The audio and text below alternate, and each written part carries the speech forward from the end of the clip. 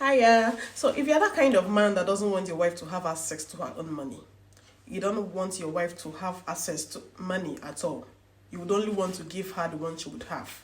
And you are planning on relocation and how to move from Nigeria to the UK, from Nigeria to Canada, to Australia, to wherever place you want to move to.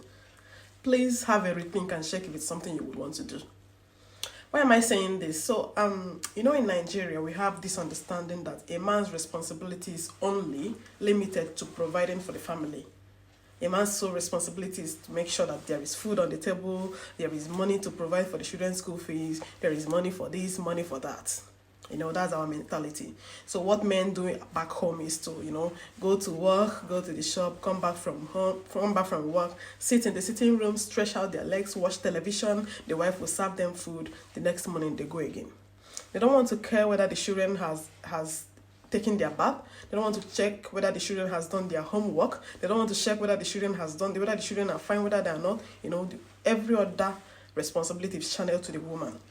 The mother is the one cooking, she's the one washing the clothes, she's the one sweeping the house, she's the one washing plates, she's the one doing this, she's the one doing that. The husband is just to go to work and bring money back home, and that's it.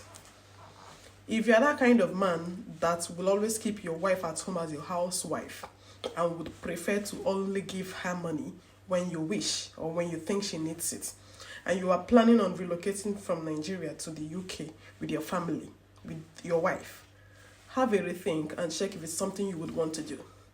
Why am I saying this?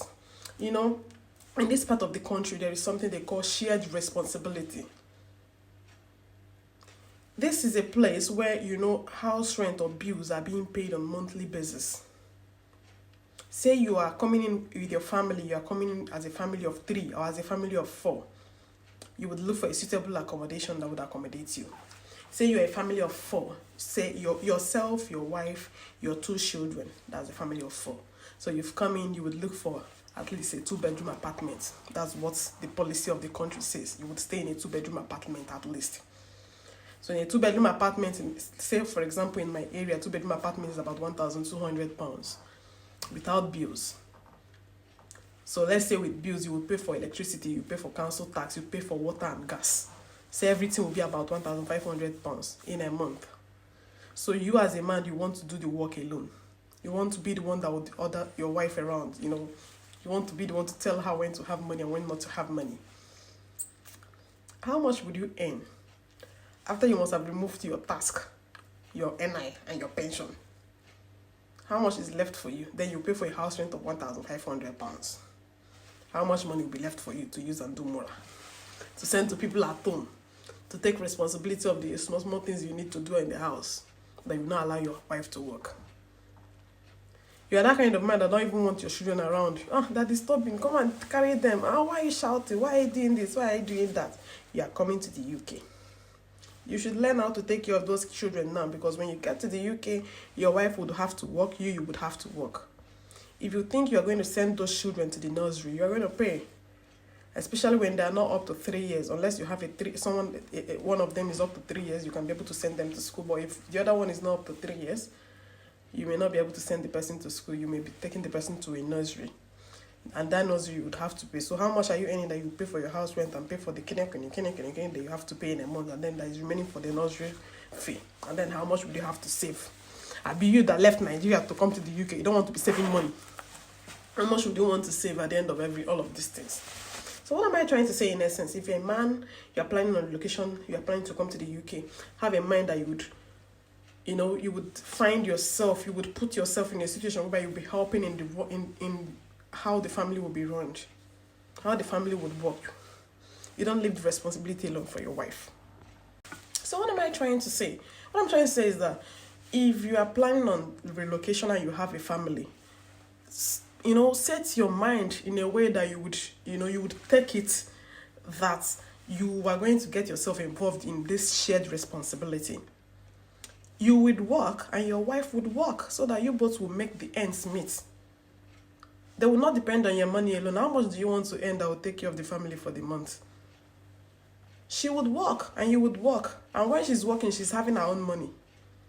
When you are working, you're having your own money. At the end of the month, you both will plan on how to spend it and what to do with it. When she's working, you are taking care of the baby at home. When you are working, she's taking care of the baby at home. You both will plan it in a way that it will not shock you. You both will plan it in a way that it will make the family run smoothly.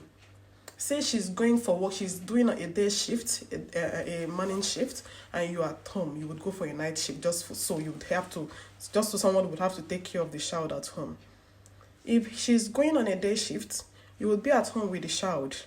So if you're at home with the child, you would learn how to take care of the child, because that child must not cry.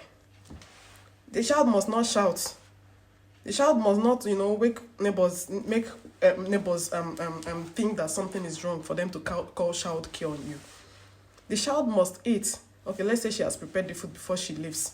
Then you would have to prepare food that you both would also eat in the evening. Even prepare the one your wife will eat when she comes back, so that when she comes back, she will just rest and prepare for the next day. And when she's yet to prepare for the next day, she would also prepare the food that you both will eat the next day. That way, it makes it work and it makes it more easier. So what I'm trying to say is that I'm just giving you this hint, just so you would understand that jagaban we used to play in Nigeria is only working out in Nigeria because the system is somehow friendly. In this part of the country where the system is not friendly at all to you, that is an immigrant, you would have to source your way out. People are paying so much money every month on bills. People are paying. So back home, that your wife is the one doing the whole of the domestic chores. She's the one washing clothes, she's washing plates, she's sweeping the house, she's arranging the bed, she's arranging the clothes, she's doing this, she's doing that, taking the children to school, bathing them, eating. You would have to learn all of those things so that when you come here, it will be quite easier for the both of you, not easier for her alone.